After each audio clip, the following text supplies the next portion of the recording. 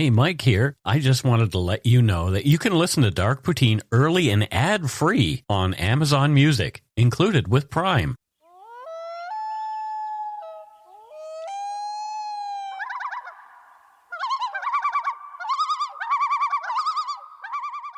Welcome back to Dark Poutine. I am Mike Brown. And I'm Matthew Stockton. Hi, Matthew. How are you today? I'm good until we had to do this episode. Yeah, this is one of those ones. It's one of those ones where I'm just like, ugh. We'll talk about it as we go. But yeah, it's a tough one. And we've talked about things like this before. And here we are again. But there's always certain ones that just are hard. I don't know why. We're just saying how so many of them are difficult. Like we never do a joyful story of, right, sunshine and roses, but some of them are a little bit harder to deal with than others. So. That's on me for choosing dark true crime. Well, let's tell the story. The views, information, and opinions expressed during the Dark Poutine podcast are solely those of the producer and do not necessarily represent those of Curious Cast, its affiliate, Global News, nor their parent company, Chorus Entertainment. Dark Poutine is not for the faint of heart or squeamish. Our content is often intense, and some listeners may find it disturbing. We're not experts on the topics we present, nor are we journalists. We are ordinary Canadian schmucks chatting about crime and the dark side of history. Let's get to it. Put on your toque, grab yourself a double-double and a Nanaimo bar. It's time to scarf down some dark poutine. You are responsible for obtaining and maintaining at your own cost all equipment needed to listen to Dark Poutine. Dark Poutine can be addictive. Side effects may include, but not be limited to, pausing and questioning the system, elevated heart rate, pondering humanity, odd looks from colleagues as you laugh out loud at work, family members not into true crime worrying about you. Positive side effects may include some perspectives and opinions that you disagree with, as well as some wokeness and empathy. If you don't think Dark Poutine is for you, consult your doctor immediately.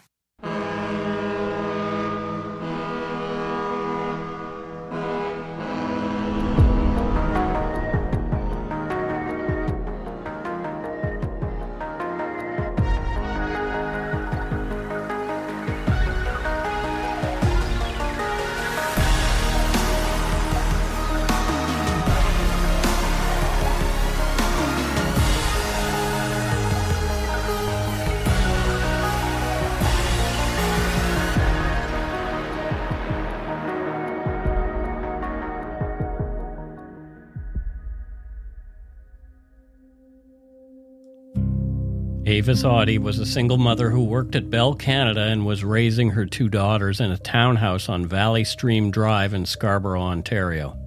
She worked hard, was frugal, and kept the household running on one salary.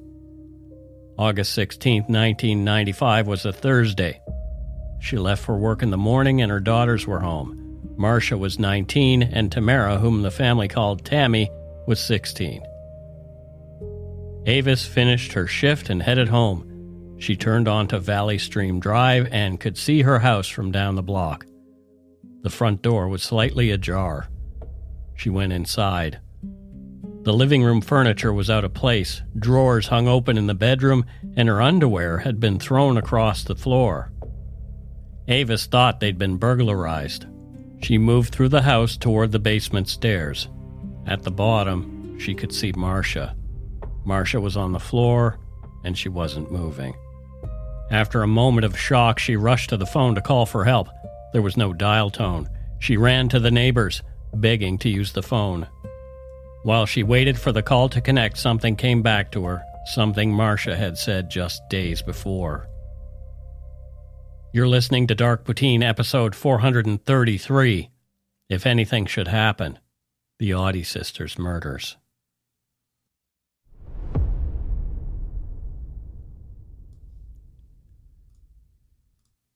In 1995, Scarborough was its own city, a separate municipality east of Toronto, bordered by Victoria Park Avenue to the west and the Rouge River to the east. It had been growing since the post-war years when returning veterans and their families filled in the subdivisions that spread north from Lake Ontario. By the 60s and 70s, it was changing.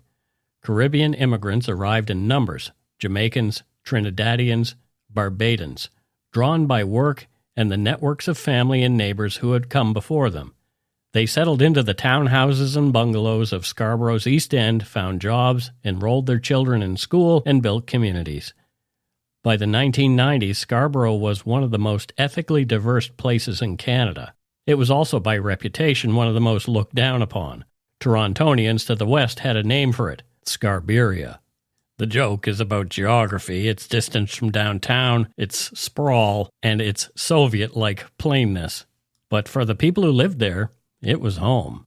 Avis Ottey had come from Jamaica, and she'd settled at Valley Stream Drive. Avis told Global News' crime beat that her eldest daughter Marsha was always ahead of the curve physically. Quote, Marsha literally ran at 7 months, and that should have been a sign to me that she wanted to be an athlete or she could be an athlete, end quote.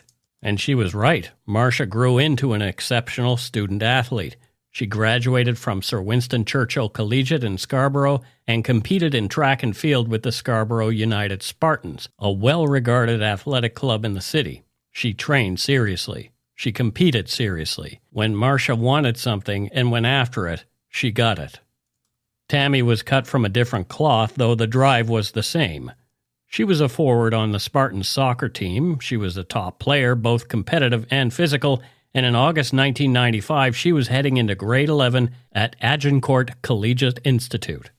She and Marsha trained at the same club and competed in different sports. Tami was the younger one, but not timid. She played soccer in the way forwards do, aggressive, looking for contact, and wanting the ball so she could go for the goal. Avis described her simply. Tami, what a bubbly girl, just full of life, she told Crime Beat. She loved her sister and called her Marsh. Athleticism ran deep in the family. The girl's cousin was Merlene Ottey, the Jamaican sprinter who by 1995 had already competed in 3 Olympic Games and was among the fastest women on earth. She would go on to win 9 Olympic medals over a career spanning 5 decades. Marsha had grown up watching her compete. She knew what the family name meant on a track, but she wanted to build something of her own. By the summer of 1995, she'd done it. Marsha had earned an athletic scholarship to Arkansas State University worth $80,000.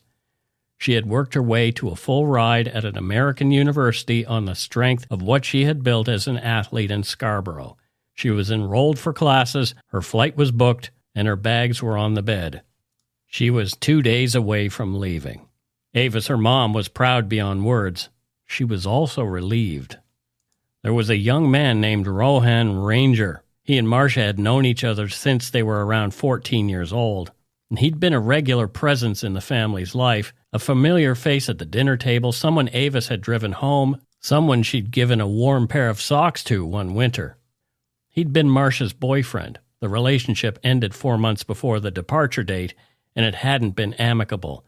Rohan was pissed off and wouldn't leave Marsha alone. Avis had been glad when it ended and glad Marsha was leaving, going to live far away from Rohan. She knew instinctively that he was trouble early on. Marsha had been careful about who knew she was going away. She didn't want the timeline of her departure to get back to Rohan. When Avis mentioned the scholarship to a colleague, Marsha pulled her aside and told her to stop sharing the news. Avis told Crime Beat, quote, Marsha would say, "Why are you telling this to the world?"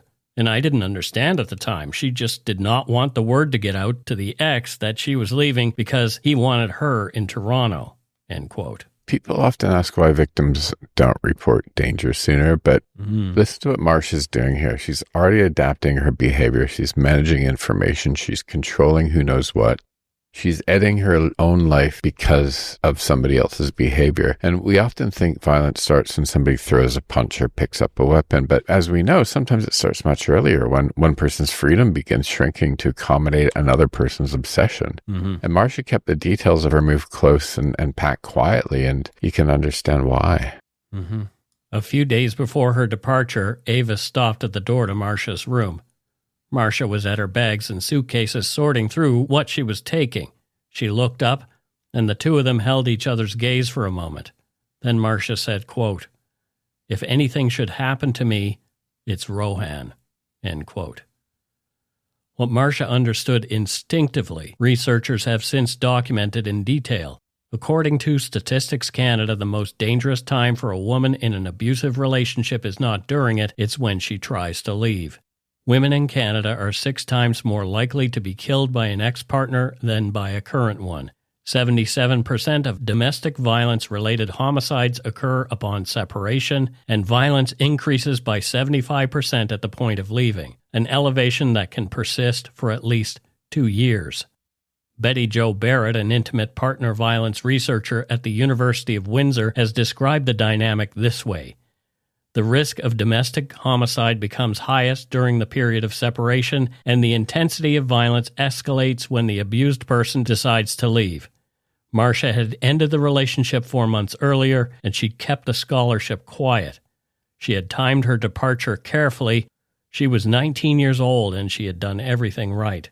Sadly, it wasn't enough.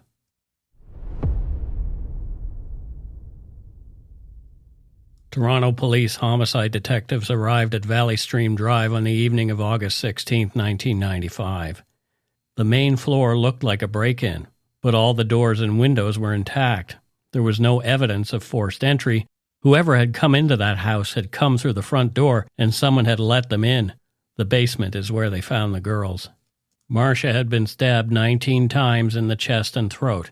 At least 9 of the wounds had passed through her body and left marks on the floor beneath her. She had very nearly been decapitated. The room was soaked in blood. There was clear evidence of a desperate struggle. Tami had been repeatedly stabbed in the chest. Her throat had been slashed, and she was alive when it happened. Forensic examination also recovered DNA from beneath Marsha's fingernails. Autopsies confirmed both sisters died of multiple stab wounds to the neck and chest. At the time, there was no match in the system. Investigators logged it and kept working. When Avis Ottey called for help, she hadn't yet known that Tami was down there as well. She'd seen Marsha from the top of the stairs and had run for help. She was inconsolable on learning she'd lost both her beloved daughters. She told Crime Beat of the horrible things done to Marsha. Quote, "I don't want to tell you what they did to Marsha that day, but they really overkilled. Maybe one of those wounds would have killed her, but instead, they did hundreds. They were wicked." End quote. Toronto police homicide detectives Mark Mendelson and Ron Whitefield were assigned to the case, but they were not the only ones paying close attention. Dave Perry was a homicide detective with the Toronto Police Service at the time, and though he was not initially part of the Ottey investigative team, the case was impossible to ignore. It was, as he told Crime Beat, probably the highest profile case in Toronto that year. Perry described what the scene communicated to investigators. Quote, "They'd both been brutally murdered, stabbed multiple times, and it was one of those scenes that is so horrific. And there was a lot of overkill that indicated to the investigators that this was a crime of passion, and likely the person or persons responsible were closely connected to one or both of the girls." End quote. That word, overkill, it's a clinical term for something that is anything but clinical. It means the violence went far beyond what was necessary to cause death. It means the killing was driven by something other than efficiency. The number of stab wounds only, there were others, 19, 9 of them through her body, pointed directly at rage. That's someone who knew her and for whom her death alone was not enough. Yeah, I'm just thinking about the term crimes of passion. Yeah. And I've never really liked it. I mean, I actually created a brand called Crimes of Passion once, but in this case, it feels like language that flatters the offender to me. Passion built cathedrals, passion wrote symphonies. This isn't passion, it's entitlement. The belief that another person's life decisions require your permission. And once you start looking at cases through that lens, a lot of them stop being mysterious. And when you just realize this is about entitlement and control, not passion. It's about a narcissist who couldn't stand that someone said no to him. Detectives at the scene noted something else. There was no sign of sexual assault. Nothing of obvious value had been taken, and the ransacked drawers upstairs looked staged. This was not a burglary interrupted. The killers had come to that home with a purpose, and the purpose was those girls. Of course, a certain name came up on the first day of the investigation. Avis, of course, had repeated Marsha's now chilling statement from days before. If anything should happen to me, it's Rohan, Marsha's ex-boyfriend, Rohan Ranger. He was 19 years old. He and Marsha had been together since they were teenagers, and the relationship had ended 4 months earlier and badly. Detectives learned he had a history of threatening behavior. Perry described him to Crime Beat as, quote, that jilted ex-boyfriend, jealous, was known to carry a firearm, was known to carry a machete, had threatened friends of hers at school. Any boy that he perceived as getting too close to her would come under his leer, end quote. Rohan also knew the house. He'd been inside it. He'd sat at the family's dinner table. Avis Ottey told Crime Beat, quote, once Marsha met Rohan, she was dead. I believe that she could not escape for whatever reason. He latched on to her, end quote. Detectives had a suspect. Now what they needed was evidence. Having a name on day one and building a case from it are two different things. Investigators interviewed people who knew Marsha and knew her ex-boyfriend. They documented the threats he had made, and there were several, to classmates, to anyone he felt had gotten too close. They built a picture of the relationship, how it had started when Marsha and Rohan were teenagers, how it had grown, and how Marsha had tried to end it, how she'd tried to leave quietly, booking a flight to Arkansas without telling him she was going. But the physical evidence was thin. The crime scene had yielded the bodies of two sisters and a basement that told investigators about the violence of the attack.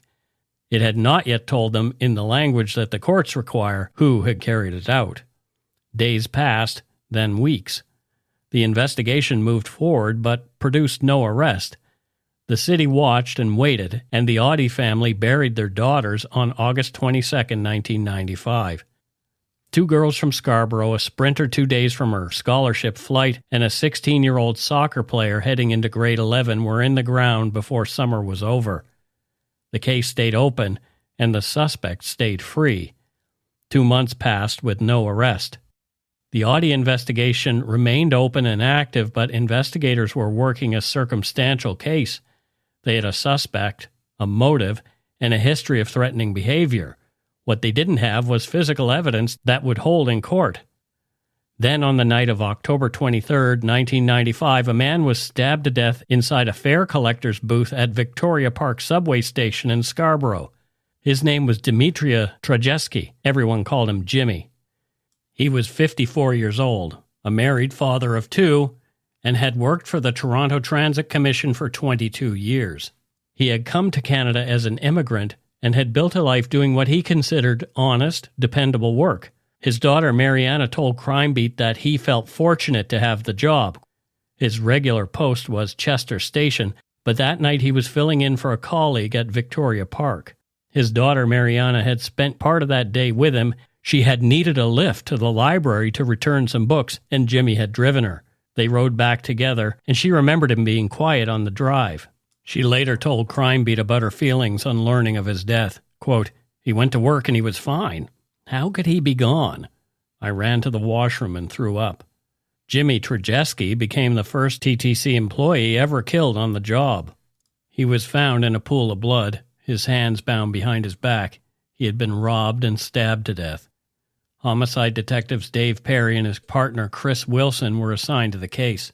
Perry and Wilson's first move was to seize the station security video. They hoped that part of the homicide had been captured on it, and viewing it quickly was a priority.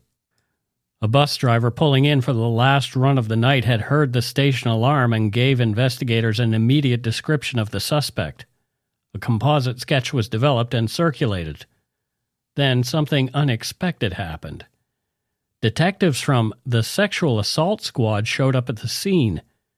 They were working two unsolved sexual assaults, both committed at Victoria Park Station, one in September and one in October. The suspect descriptions matched the one coming from the Trajceski murder. Within days, a sweatshirt belonging to the suspect was recovered from a pile of garbage near an apartment complex close to the station. DNA was extracted from the garment. The DNA found on that sweatshirt matched that collected after the two recent sexual assaults. 3 crimes, 1 murder, 2 sexual assaults now belong to the same investigation. The DNA profile was entered into the system. Investigators went out with the sketch and worked from the description. They waited for the database to return a match. On January 16, 1996, Perry received a phone call from Ron Whitefield, the homicide detective leading the Ottey case. The two men compared notes. Perry asked Whitefield for a description of Rohan Ranger, the suspect in the Ottey murders. Whitefield gave it to him. Rohan Ranger was male, black, from Jamaica, about 5'7", 5'8", 145 to 150 pounds, head shaved with a goatee, which matched the description in the Trajceski murder. Then the DNA results came back. The sweatshirt recovered near Victoria Park Station was a hit in the database, not against Ranger, but against a man closely connected to him. A man already in the system on sex assault charges. A man who had arrived in Canada from Jamaica in 1991 at 15 and then moved into the Scarborough home of his cousin, Rohan Ranger. By August 1995, he'd accumulated a criminal record that included robbery, kidnapping, and sexual assault. On the day Marsha and Tami Ottey were murdered, he had been out on bail for alleged sex assault. His name was Adrian Kincaid. On the street, he was known as Satan. Police were shocked that the DNA from the sweatshirt found after the murder not only matched that of the suspect in the two sexual assaults, but also that found earlier under Marsha Ottey's fingernails during autopsy, arriving there after she'd fought with her attacker. Yeah, there's a brutal irony here that the thing that solves the murders isn't some hidden clue from 1995. It's more violence, right? It's another victim and then another. Yeah. And I think that's worth sitting with for a moment, because we sometimes imagine predators eventually learning lessons or pulling back, but many don't. They escalate and their confidence grows faster than their caution does. And right, I got away with that, so I'm going to try and get away with something else because it felt like pretty good when I did that. Yeah. Most normal human beings, like you and me and our listeners, like we have a conscience, right? And so we can't understand, do something horrible. Oh, didn't get caught, but that was just a terrible thing to do. I think that's why we're not these sorts of people, because we have a conscience, right? I don't like how I feel knowing that I've hurt somebody. I do not like that. Yeah. So now the investigation was 3. The Ottey sister murders, the Victoria Park sexual assaults, the killing of Jimmy Trajceski, all of which pointed to the same man. Toronto police called a press conference. They announced the largest manhunt in the service's history. Adrian Kincaid was wanted for 3 counts of murder, and he was somewhere in North America, and he had a head start. Back in Scarborough, Detective Mark Mendelson called Avis Ottey. He told her about the DNA match. He told her that the investigation into her daughter's murders had just connected to a much larger case. Avis was floored. It was not lost on the people who knew Marsha that the DNA that cracked open the case had been found under her fingernails after she'd fought her killer. Cops had a name, but he was in the wind and nowhere to be found. More after a quick break.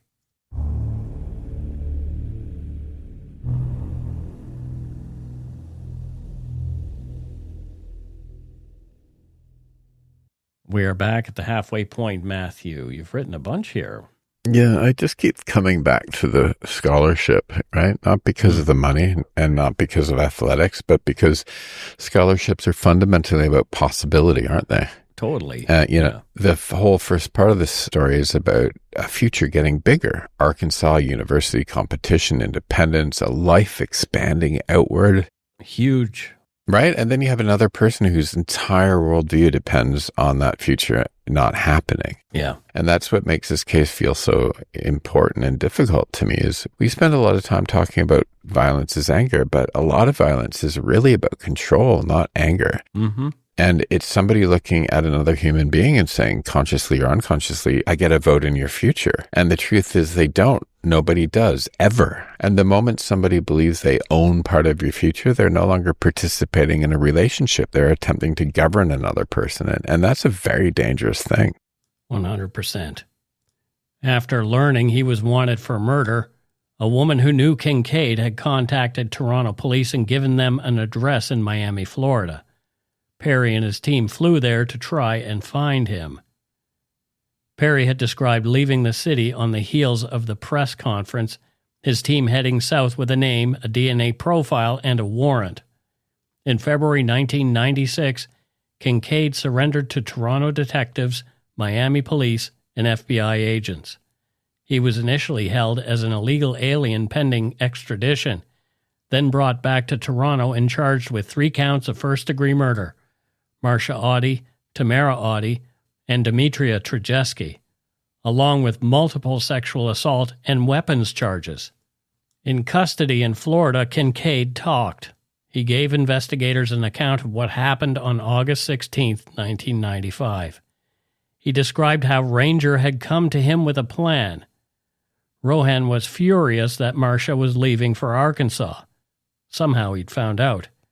He had enlisted Kincaid to help him gain access to the house. Tami was the means. She had left the house early that morning. Kincaid and Rohan Ranger intercepted her on the way to work. They used her to get back inside. Inside the house, Rohan Ranger had gone after Marsha. While her sister was being stabbed, Tami tried to escape. Kincaid grabbed her, and then together he and Rohan had killed Tamara too.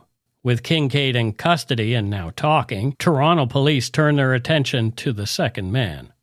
A news conference was called. Rohan Ranger was publicly named as a wanted suspect in the murders of Marsha and Tamara Ottey. He had fled to Jamaica after the killings and had been there for months while the investigation built around him. When his name was announced publicly, his options narrowed. He surrendered shortly after being identified and was extradited to Canada to face charges. Both men were now in custody, and 7 months had passed since the girls were killed. Although the DNA evidence was strong, Kincaid's account, however, was not consistent. He'd given investigators more than one version of events. At first, he'd said he had no stomach for what was happening and had left the house while both girls were still alive. After being pressed with the evidence, he confessed to killing both sisters. However, in a third version, he blamed a man he called Fuji, a figure investigators could not identify and for whom no evidence existed. It was messy, but what wasn't messy was the DNA found under Marsha's fingernails. Kincaid had been in that basement, and he had been in contact with Marsha while she was fighting for her life. The courts would eventually have to weigh all of it, the confessions, the contradictions, and the physical evidence to determine what each man was responsible for, but that process was still ahead. Ranger's position was simpler. He held to it.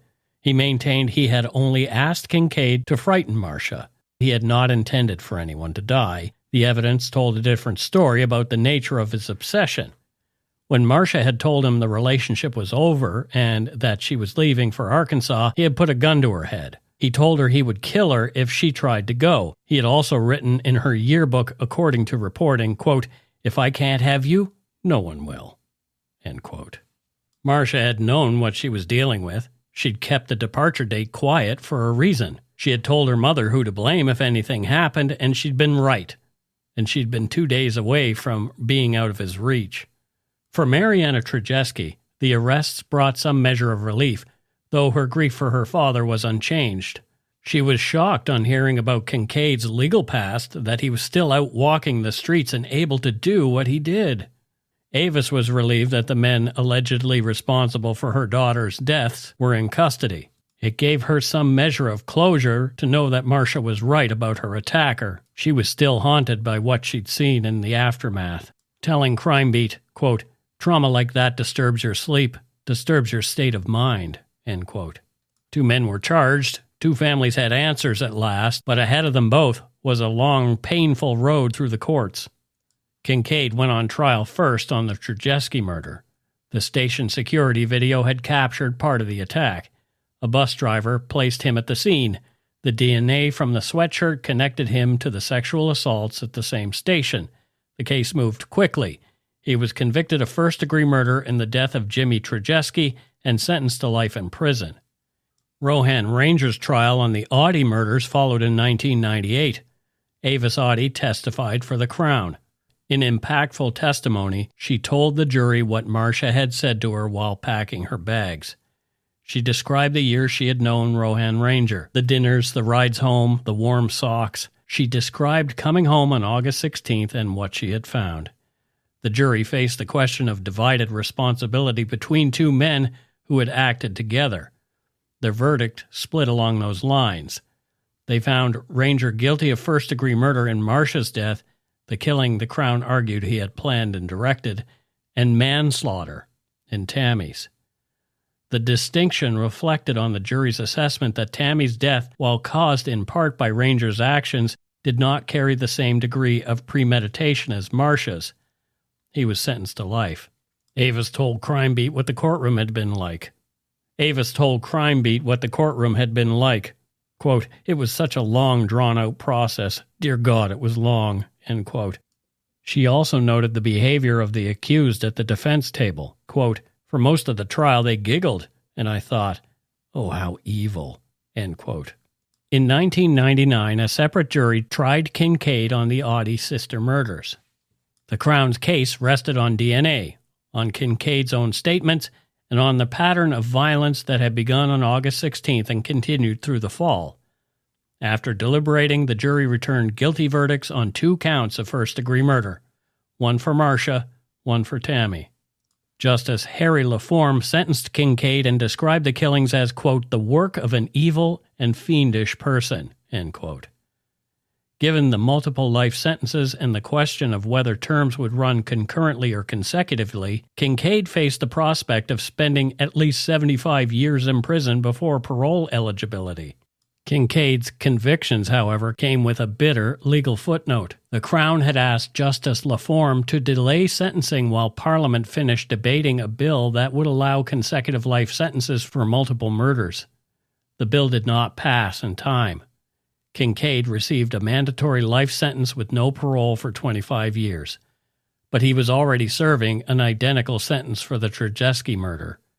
The 2 sentences ran concurrently. Not one additional day was added to his existing parole ineligibility date. The murders of Marsha and Tamara Ottey in legal terms cost Adrian Kincaid nothing. The case was later cited in the Senate as a primary argument for why Canada needed consecutive sentencing legislation for multiple murderers. Rohan Ranger appealed his conviction. In 2003, the Ontario Court of Appeal ruled 3-0 that errors had been made at his 1998 trial. Justice Eugene Awaschuk had admitted several pieces of highly prejudicial evidence and had failed to properly direct the jury on a number of issues. The ruling also broke new legal ground. The court singled out the Crown's use of criminal profiling, the practice of using expert testimony to draw inferences about a suspect's behavior and psychology, calling it an unproven scientific technique. It was one of the first times a Canadian appellate court had weighed in directly on the admissibility of criminal profiling evidence. A new trial was ordered for Ranger. At the same time, the court upheld Kincaid's convictions. His appeals went nowhere. Ranger's retrial proceeded in 2005. Avis testified again. The jury deliberated for 7 days. Derek Ottey, the girl's father, was in the courtroom and told reporters he had begun to worry as deliberations stretched on. When the jury returned, the verdict was the same as 1998. Guilty of first-degree murder in Marsha's death and manslaughter in the death of Tami Ottey. Outside the courthouse, an exhausted Avis told reporters, quote, "When I see my 2 daughters, maybe then it will be over," end quote. Ranger appealed again, first to the Ontario Court of Appeal, then to the Supreme Court of Canada. Both dismissed his applications. Across 2 trials, multiple appeals, and a decade in the courts, Rohan Ranger maintained that he had only intended to frighten Marsha. He never accepted full responsibility for what happened in that basement. The courts did not find that position credible. Avis told Ron Fanfare what the timeline had cost her. Quote, "People do not realize the girls were killed in 95. I was in court until 2011 with all Ranger's appeals and dance and song," end quote. The one thing I've noticed a lot about the cases we do is that you hear the word closure as if it's an event, like a final verdict or a sentence or an appeal denied. Yeah. But the system doesn't really work that way. And I think for families, grief tends to be immediate, while justice tends to be administrative. So you have this immediate, harsh grief. Yeah. But then justice is forms and hearings and appeals and years and sometimes decades. The families and the justice system are operating on two completely different clocks, right? Mm-hmm. The one thing I've learned is I don't think that grief ever goes away for the families. I don't think it ever does. No matter, I was watching a documentary recently about a UK murder of a little girl, and the mum was saying, it's been 30 years, and she's like, the grief is still raw every single day. Right. Right. And so they have this raw grief, and they have to just keep going through these appeals and everything else. So, yeah. I mean, recently on our after show, I talked about a friend of mine who was murdered in Mexico, Dr. Raul Pacheco Vega, a social scientist. He was murdered in a motel. He had lots of people that love him. He had a family he had moved back to Mexico to be close to, and there doesn't seem to be any public progress to that case. And his family, I can't imagine what they're going through. I cannot imagine it. Adrian Kincaid and Rohan Ranger were now each serving life sentences. Parole eligibility for both was set at 2021. Avis had been preparing for that date for years. She'd already contacted the parole board and asked to be notified of the moment either man applied. She told Ron Fanfare, quote, "I have already asked the parole board to inform me when they apply, and I will be at every hearing," end quote. Avis Ottey joined the Toronto Police Service on August 22, 2000, 5 years to the day her daughters were buried. She had spent those 5 years watching the detectives Mark Mendelson and Ron Whitefield work the case, sitting through trials and testifying in court. She told Ron Fairfield what had drawn her to the job, quote, "The volume of work in front of them and the meticulousness with which they went about their job to get a conviction stood out for me. I remember Mark going for days without much rest, seeking to get it right. They worked hard to get justice for my daughters. In addition, they were so kind, and I am still in touch with them. Ron, in fact, sends me a card almost every Christmas," end quote. Avis served in the intelligence unit, then organized crime, then the Toronto Anti-Violent Intervention Strategy Unit. Eventually, she became the coordinator of the Employee and Family Assistance Program, working inside the service's Psychological Services Unit. She told Ron Fanfare what the work involved. Quote, "In my role, I inform service members that there is help available for them. It's important they know they can speak to me about personal problems they are having at home, addiction struggles, and the bad scenes they've witnessed. If I'm unable to provide them with the help they need, I will find it for them," end quote. She also wrote a book, It May Hurt a While, supporting those in grief. She told Ron Fanfare what she told anyone who asked how she had survived it. Quote, "I am at a stage where my agenda is to heal, to take care of myself and not let this beast destroy me," end quote. Mariana Trajceski finished her studies and became a teacher. She had a son who should have met her father. She told Crime Beat, quote, "You try to remember the good times. We would tell jokes about the things he did, but you just know that he should have been here," end quote. In 2021, both Ranger and Kincaid became eligible to apply for parole. Kincaid appeared before the Parole Board of Canada. The board denied him. The board wrote, "You have demonstrated a comfort and a willingness to use weapons, instrumental violence, sexual violence, domestic violence, gratuitous violence, and lethal violence in your offending, and you have demonstrated a disregard for the well-being of others," end quote. The board also noted that in 2016, Kincaid had attempted to have a manuscript published, a document the board described as a gratuitously violent and sexually explicit story bearing similarities to his own offenses. He said he had been trying to edit out the explicit material when it was confiscated. The board was not persuaded. As of 2026, Adrian Kincaid remains incarcerated. When he is eventually released, A deportation order will send him back to Jamaica. Good riddance, Adrian. Kincaid now denies Rohan Ranger was granted full parole in 2024. After 28 years, he walked out. He had never accepted full responsibility for the murders of Marsha and Tami. He maintained to the end that he had asked Kincaid only to frighten Marsha and that the killings were not what he had intended. Yeah, so I'm just before we finish up here, I just thought I'd touch on parole. I've been thinking about this a lot, and I think one of the things I wrestle with is, we measure sentences in years, but families measure loss in milestones.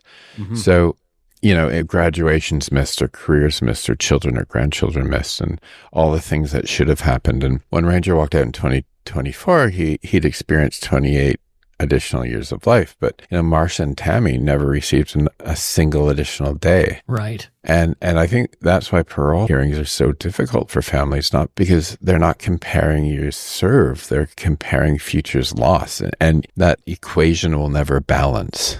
No. How many years is another person's life worth? It's interesting to me that it's only 25. Avis Ottey has attended every hearing as she had promised. Years earlier, she told Ron Fanfare what she thought of the man she once fed dinner, had driven home, and given warm socks to. Quote, "How can someone like that do so much to harm someone who was kind to you?" End quote. So this really sticks with me, Matthew, and I'm going to explain why. Okay, go ahead. This is a decent human being's response to actions that are inhuman. Yeah. The fact that she can't understand it proves that he's like this aberrant creature. Yeah. Do you know what I mean? Yeah, because, again, you, me, listeners, we couldn't do that much harm to somebody who is kind to us because we're normal people. Well, I don't know how normal I am, but yeah, exactly. That's what I'm driving at. Marsha Ottey was 19 years old. Tamara Ottey was 16. They were buried on August 22nd, 1995 at Armadale Free Methodist Church in Scarborough. Avis Ottey has refused to let either of the killers have the final word. She built a career helping police officers through trauma. She wrote a book for people living with grief, and she has kept the promise she made to herself after her daughters were murdered, that she would be present every time the justice system asked her family to relive what happened. Marsha never boarded the flight to Arkansas. Tami never returned to Agincourt Collegiate for grade 11. Their futures ended in a basement on Valley Stream Drive. Their names did not. Dimitrija Trajceski's family still misses him too, and they wonder why on earth someone like Adrian Kincaid was still walking around and able to do what he did to their dad. And that's it for Dark Poutine episode 433. If anything should happen, the Ottey sisters' murders.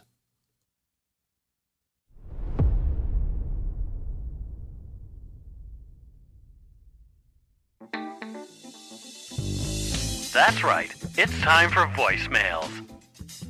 You can leave us a message at 1-877-327-5786 or 1-877-DARK-PTN. We'd love to hear from you. Let's see who called us this week. And we don't have any voicemails this week, and we'll tell you how to leave one right here. That's it for this week's voicemails. Again, you can leave us one at 1-877-327-5786 or 1-877-DARK-PTN. We'd love to hear from you, even if it is just to say hi and to tell us to go shit in our hats. If you're stumped for what to chat with us about, a quick story is welcome. Oh, Matthew. Oh, Michael. We have another Donut Money donor this week. Okay. And that person's name is Travis Doolin. Travis says, just heard your butter tart episode. Outstanding episode as always. I hope to catch Christmas 2026 episode with my daughter listening. Travis from Terrace, BC. Thank you. I'm going to, I had a thought yesterday. I almost posted on the Yumber Yard. And it's probably fighting words. Oh, no.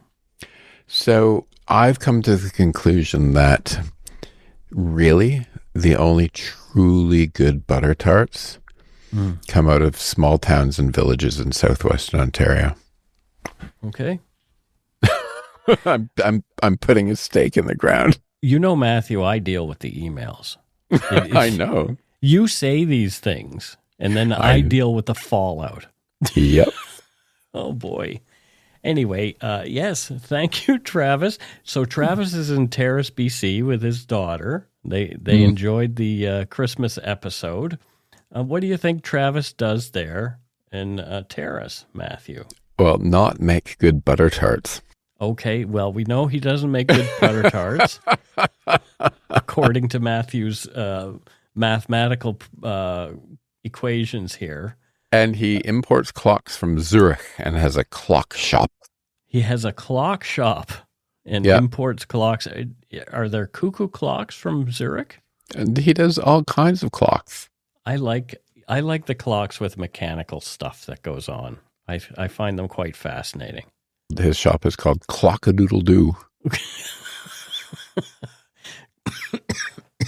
Oh, no, Clock-a-Doodle-Doo. Clock-a-Doodle-Doo. Of course it is. Clock-a-Doodle-Doo. Oh, boy, my brain Doodly-doo. Hidly, hiddly, hodly. Thanks to all our patrons and Donut Money donors, past and present, for your generosity. It helps to keep the show going. You can become a patron of Dark Poutine at patreon.com/darkpoutine. For a one-time donation, you can send us donut money via PayPal or interact using our email address, darkpoutinepodcast@gmail.com. If you don't already subscribe to the show, it would mean a lot if you did. You can easily find Dark Poutine on Apple Podcasts, Spotify, or wherever you listen to your favorite shows. If you haven't gotten yours yet, my 2 books are available to order via links on the Dark Poutine website or anywhere fine books are sold. And speaking of darkpoutine.com, check it out for show notes and other cool stuff. We'd appreciate it if you gave Dark Poutine a like or a follow on Facebook and Instagram. Most importantly, thank you for listening. Tell your friends about us. Word of mouth is a powerful thing. And that is it for this episode of Dark Poutine. So until next time, don't forget to be a good egg and not a bad apple. Goodbye. That was way too low. People won't hear you. Okay, Matthew. Bye-bye, everybody. Bye.